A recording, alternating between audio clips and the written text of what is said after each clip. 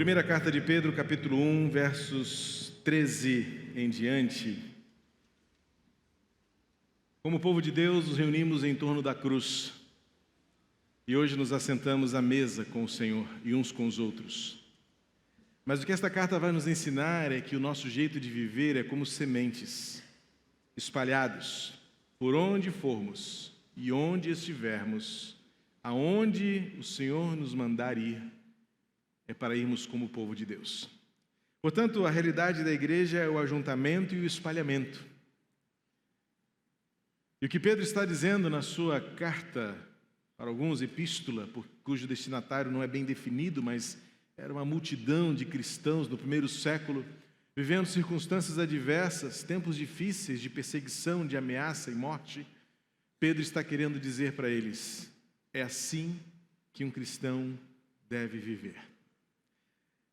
É sobre esse tema e sobre esta ótica que estamos abordando já pelo quarto domingo, aquilo que Pedro vem nos ensinar por meio das suas letras e das suas palavras. E como sempre, Deus providencia de modo tão perfeito e justo a conclusão desse trecho de versículos que selecionei para refletirmos hoje, conclui e culmina justamente com o fato e a razão de estarmos sentados à mesa do Senhor. Não quero prometer, mas me esforço para ser o mais objetivo possível, dadas as circunstâncias do calor, do tempo, do sol, da carência dos aparelhos estarem funcionando, mas eu preciso me deter nesse texto antes de nos sentarmos à mesa. Talvez em outra circunstância, com um ambiente mais climatizado, a gente pudesse até estar mais tranquilo, mas começa a ansiedade, começa a bater. Eu vejo vocês já se abanando, e aqui da frente também, pode acreditar, essas luzes não refrescam em nada o ambiente. Mas se a gente veio aqui para celebrar, a gente vai celebrar. Mas eu não tenho dúvida de que Deus já foi exaltado e o culto já está acontecendo por meio dos louvores, pelos testemunhos, pela ministração do que foi nos dito até aqui, pela alegria de estarmos juntos, apesar do calor, apesar de tanta gente, apesar do auditório cheio. E esse apesar é bem irônico, porque que alegria ver o auditório cheio. Mas esquenta ainda mais o ambiente. E o que Pedro vai dizer para a gente, isso é ser igreja. É estar ao lado de quem precisamos estar ao lado em qualquer situação. A despeito da adversidade à nossa volta, o ser igreja é enfrentar a circunstância. E o que Pedro vai dizer nesta sua epístola, nos seus capítulos, e ele vai agora começar a transicionar para o aspecto mais prático, mais diário, mais cotidiano, mais do seu embate no trabalho, com a família, com seus entes, com seus semelhantes. Mas Pedro está estabelecendo o alicerce, ele está fundamentando, colocando por baixo das paredes o alicerce para fazer esta casa chamada vida cristã funcionar. Então, a partir do versículo 23, uma vez que ele acabou de dizer a razão da fé, que é a redenção, domingo passado nós refletimos sobre o aspecto da redenção, o que a salvação significa para nós, um aspecto do evangelho muito renegado nos nossos dias, um evangelho que é pregado sem o confronto com o pecado, um evangelho que é anunciado sem o confronto com a nossa impiedade, com a nossa maldade, um evangelho que apenas fala de uma graça que não se justifica, porque a graça só tem o seu valor quando nós reconhecemos quem nós somos e quem nós éramos. Se nós somos tão bons quanto alguns dizem ser, para que a graça? Se muitos se acham tão merecedores do favor de Deus, por que a graça? Percebe que o valor da graça está, primeiramente, num autoconfronto, numa autodesignação, numa autopercepção de que eu não mereço, eu sou mau. Não há nada em mim que vale a pena, mas mesmo assim Deus me ama. Mesmo assim Deus tem graça para comigo. Mas hoje é um evangelho coach, é um evangelho de positivismo. Este evangelho que diz que você é bom demais, você é cabeça e não cauda, e você é o triunfo, e você é o conquistador, e você é o vencedor, e você é bom demais, então Deus te merece, Deus te deve favores e deve bênçãos. É o evangelho que frustra, é o evangelho que machuca. E por incrível que pareça, sim, é o evangelho que lota estádios, mas parece que é o evangelho que esvazia o céu. Porque uma coisa não tem necessariamente a ver com a outra. Então, uma vez que entendemos que todo o plano de redenção é a partir de quem Deus é, o seu amor para conosco, e a nossa pífia condição de pecadores, incapazes, e até usando a palavra que Pedro vai usar nesse trecho, inúteis que somos. Acho que Pedro copiou de Jesus, porque Jesus disse que nós somos servos inúteis, e aí Pedro vai usar essa mesma expressão para designar o modo como alguns cristãos estavam vivendo no seu tempo.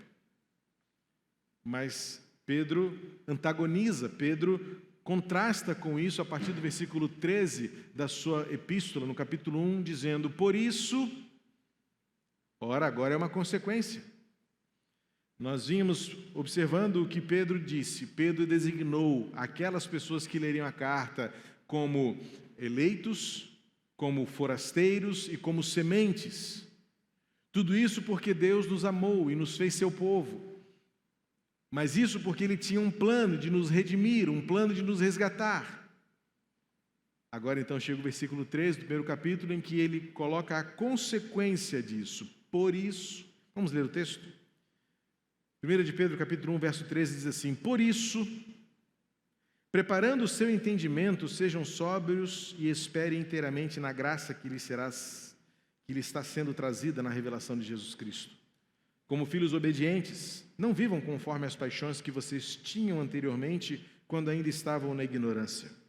Pelo contrário, assim como é santo aquele que os chamou, sejam santos vocês também em tudo o que fizerem, porque está escrito: sejam santos como eu, porque eu sou santo. E se vocês invocam como Pai aquele que sem parcialidade julga segundo as obras de cada um, vivam em temor durante o tempo da peregrinação de vocês, sabendo que não foi mediante coisas perecíveis como prata ou ouro que vocês foram resgatados da vida inútil que seus pais lhes legaram, mas pelo precioso sangue de Cristo, como de um cordeiro sem defeito e sem mácula. Ele foi conhecido antes da fundação do mundo, mas foi manifestado nesses últimos tempos em favor de vocês. Por meio dele, vocês creem em Deus, o qual o ressuscitou dentre os mortos e lhe deu glória, para que a fé e a esperança de vocês estejam em Deus. Pedro, pastoreando aquelas pessoas, sua palavra chega até nós hoje como mensagem viva para mim e para você, em que Paulo retrata de fato o modo como eles viviam, mas coloca diante deles o desafio de um ideal. Como viver? Primeiro que Pedro os chama mais uma vez de peregrinos, porque diz que eles estão no tempo da peregrinação. Isso está em perfeita harmonia com o que Pedro disse no início da sua carta, de que nós somos forasteiros, literalmente sem casa. A nossa morada não é aqui definitivamente. Então, Pedro vai consolidar esse entendimento de que tudo isto aqui na terra é uma peregrinação. Por isso, toda a mensagem das Escrituras faz sentido desde o deserto, em que Deus nos prepara, Deus nos lapida, Deus nos molda, de modo que quando chegar o dia, quando chegar a hora, o momento, estaremos então preparados para usufruir da morada final. Mas Pedro começa o seu raciocínio conectando o plano da redenção com o modo de viver. Significa entender que para Pedro não existe esta fé apenas ideal, mas a fé ela tem o seu sentido na prática, no atrito, no relacionamento, nos embates, naquilo que Pedro chama de peregrinação num tempo de dificuldades, para o qual nós precisamos de esperança, como ele termina dizendo, e fé. O tempo todo Pedro vai reafirmar, em perfeito dueto com Paulo, que um tripé que sustenta a vida cristã é a experiência do amor de Deus em nós, a fé desenvolvida e aplicada naquilo que Ele nos ofereceu e a esperança de que, no final, Ele cumprirá. Amor, fé e esperança. E de novo, Pedro vai estabelecer sobre esse tripé o modo como aqueles primeiros cristãos deveriam viver, enfrentando perseguição, enfrentando ameaças, enfrentando oposição, enfrentando também agora não apenas os aspectos externos, mas os internos também, porque Pedro vai falar sobre essas questões da ética, do relacionamento, do respeito mútuo, do valor do outro. E parece que Pedro já começa a pincelar alguma coisa quando ele diz que Deus julga a cada um sem parcialidade, ou seja, Pedro já está dizendo, em outras palavras, que diante da cruz, o plano da redenção é nivelar o piso e dizer, vocês não são melhores do que ninguém. E vocês estão no mundo e vivem no mundo, e não é porque vocês são o povo redimido por Deus que vocês terão algum tipo de benefício aqui, porque Deus julga a todos sem parcialidade. Então, faz parte da vivência o sofrer, o doer, o ferir e ser ferido, mas também o amar e o curar. É nosso papel, é ser humano. E por isso Pedro, então, começa conectando com esta relação de causa e consequência. Somos redimidos? Então vamos viver de um jeito diferente. O resumo desses versículos que Pedro nos apresenta é que existe um jeito de viver que caracteriza e que diferencia. Versículo 14, ele fala, se somos filhos obedientes, então, que o nosso jeito de viver, vivam conforme, não as paixões deste mundo. E olha que Pedro já coloca na bacia do passado. Vocês viviam assim. Vocês não sabiam outro jeito de viver. Agora vocês têm conhecimento e serão julgados pelo conhecimento de vocês. Quando o apóstolo Paulo vai dizer que Deus não leva em consideração o tempo da ignorância, é porque agora todos nós sabemos e conhecemos o plano, o propósito, as condições e as consequências. E Pedro, então, está sendo bastante taxativo com aqueles crentes espalhados pelaquela região da Ásia Menor. Vocês sabem e vocês são responsáveis. E vocês estarão diante do Senhor para serem julgados pelo que vocês fizeram ou deixaram de fazer, mediante a redenção que receberam. Por isso que, para mim, o elemento-chave deste modo de viver está suficientemente no versículo 13. Quando Pedro vai dizer, preparem o seu entendimento. Talvez na versão que você tenha, se for diferente da minha, está assim, cingindo o seu pensamento ou o seu entendimento. Essa palavra é importante para a gente compreender porque ela foge um pouco à nossa compreensão literalmente quando lemos aqui. Tanto na sua versão que está escrito cingido, e agora nessa tradução tentando esclarecer um pouco o que significa cingir-se de alguma coisa, está escrito preparando o seu entendimento, era uma expressão na cultura de Pedro e do seu tempo, das pessoas que, pelas vestes que usavam, aquelas vestes como túnicas compridas, muitas vezes com abas esvoaçantes, bainhas compridas, a ideia do cingir-se ou do preparar-se, como está aqui, era necessário que qualquer trabalhador ou qualquer atleta, ou na verdade no cotidiano, se você precisasse desenvolver alguma atividade que precisasse de concentração e de habilidade e que nada lhe atrapalhasse, você deveria então pegar essas abas que sobram da roupa, daquelas vestes, e prendê-las sobre os ombros ou sobre a lombar. Por isso, nós vemos algumas imagens de vestes daquele tempo que tinham alguns adereços tanto nos ombros, mas principalmente no lombo, não é? Em que as pessoas naquele momento pegavam toda esta sobra de tecido e prendiam-nos ou no cinto ou nos umbrais das suas vestes para que nada lhes atrapalhasse na tarefa que eles deveriam desenvolver. O que Pedro está dizendo com isso? Aquelas pessoas leram e falam assim, entendi, Pedro, você está falando. Então, o meu pensamento, o meu entendimento não deve se distrair com nada deste mundo. É exatamente isso. Assim como para você correr, você deve pegar as suas vestes e prendê-las no cinto para que você corra livremente, assim quando você for fazer um trabalho que demande de você atenção e habilidade com suas mãos, arregace as mangas, prendas de modo que nada lhe atrapalhe. O que Pedro está dizendo é, o seu pensamento precisa estar focado. O seu entendimento precisa agora centralizar aquilo que é de Deus e aquilo que vem de Deus para a sua vida. E para isso, Pedro coloca duas qualidades: o entendimento sóbrio e o entendimento esperançoso. Diante das circunstâncias, focar o nosso pensamento encontra o lugar da sobriedade, que literalmente é aquele que não se exalta, aquele que não se exaspera, mas é aquele que, pelo controle do Espírito Santo, mantém a compreensão. O que está acontecendo? Como eu devo reagir? O que de fato refletirá a vontade de Deus? A sobriedade, hoje muito utilizada no contraste com a embriaguez, neste sentido já do apóstolo Paulo, desta expressão que Paulo usa, tem a ver exatamente com este domínio da situação. Nada justifica perder o controle, nada se justifica dizer que foi enganado, nada justificará, pelo entendimento que temos do Senhor, dizer, é o meu jeito mesmo, porque o verdadeiro cristão é aquele que age sobriamente e cujas atitudes estão firmadas na esperança, e essa esperança fundamentada em quem Deus é. E por isso que Pedro vai desenvolver todo o seu raciocínio, trazendo aqueles cristãos, introduzindo-os, porque ele vai, a partir do capítulo 12, ele vai atacar de forma muito direta o cotidiano.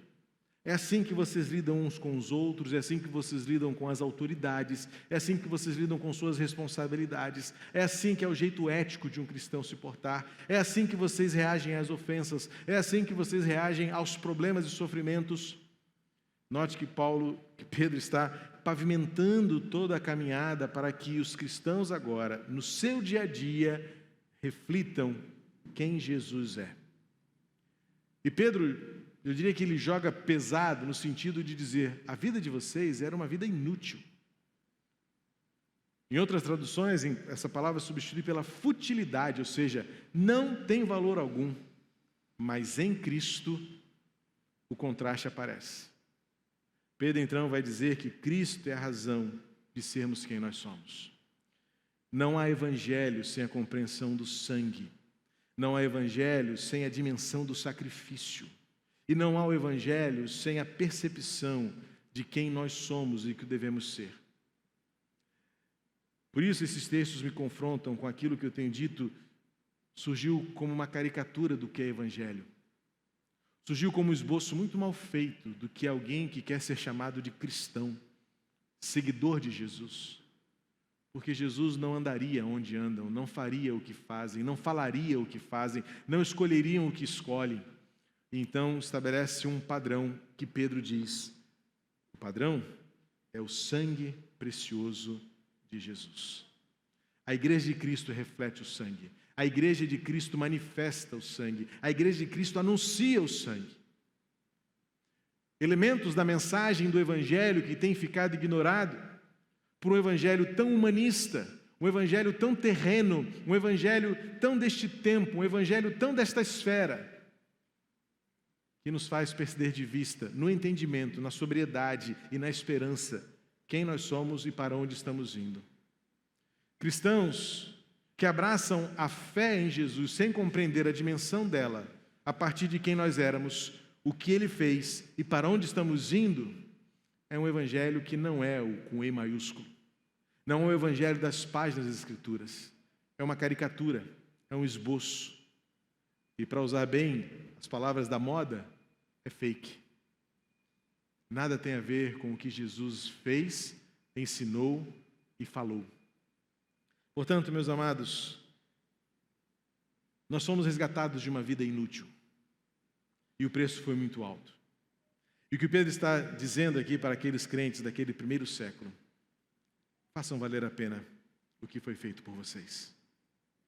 Porque do modo como alguns estão vivendo, do modo como se enfrenta o que se passa à nossa volta, muitos continuam vivendo da mesma forma inútil, passageira. Para Pedro, a vida inútil é aquela que não moldou o entendimento, mas que insiste em viver os mesmos prazeres, as mesmas intenções, a mesma agenda, os mesmos lugares, as mesmas satisfações, que Pedro chama de um tempo de ignorância. E há assim muitos ignorantes ainda.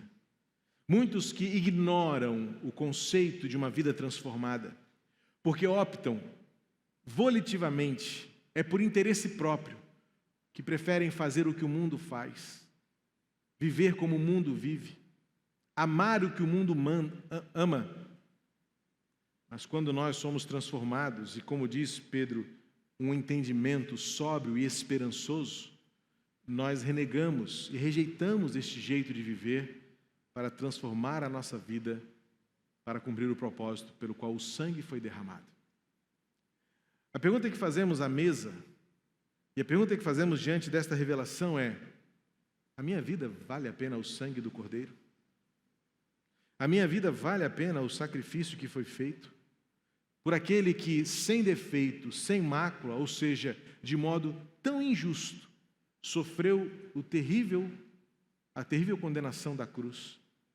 E o modo como eu vivo hoje, nos meus direitos, na minha liberdade, na minha vontade, na minha força, no meu prazer, no meu conceito e no meu entendimento, o modo como eu vivo faz valer a pena o sangue do Cordeiro? Eu não posso responder por nenhum de vocês, como também nenhum de vocês pode responder por mim.